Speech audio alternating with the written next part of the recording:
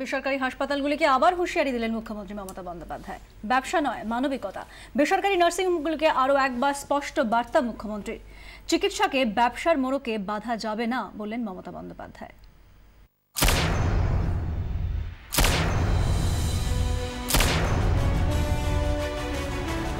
চিকিৎসার নামে ব্যবসা মানবে না রাজ্য সরকার। বেসরকারি নার্সিংহোমগুলিকে আরও একবার কড়া বার্তা দিলেন মুখ্যমন্ত্রী মমতা বন্দ্যোপাধ্যায়। তার বক্তব্য, চিকিৎসার সঙ্গে জড়িয়ে রয়েছে সেবা, তাকে অন্য ব্যবসার সঙ্গে গুলিয়ে ফেললে চলবে না।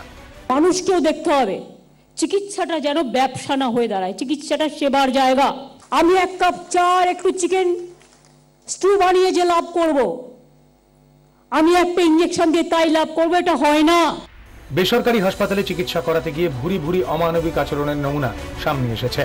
টাউন হলে বেসরকারি হাসপাতালের কর্তাদের নিয়ে বৈঠক করেছেন মুখ্যমন্ত্রী, দিয়েছেন কড়া দাওয়াই।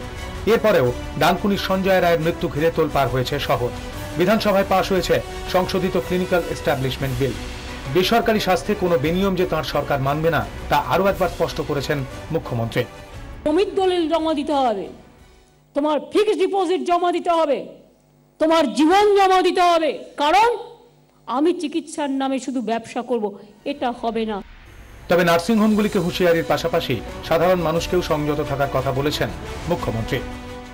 একটা ঘটনা ঘটলে অভিযোগ করুন, অভিযোগ করার জায়গা আছে, কিন্তু দয়া করে রাগ হলেও আইন হাতে তুলে নিয়ে ভাঙচুর যেন আমরা না করি। বেসরকারি স্বাস্থ্যের হাল ফেরাতে তাঁর অবস্থানে তিনি যে অনড়, তা আরও একবার বুঝিয়ে দিয়েছেন মমতা বন্দ্যোপাধ্যায়।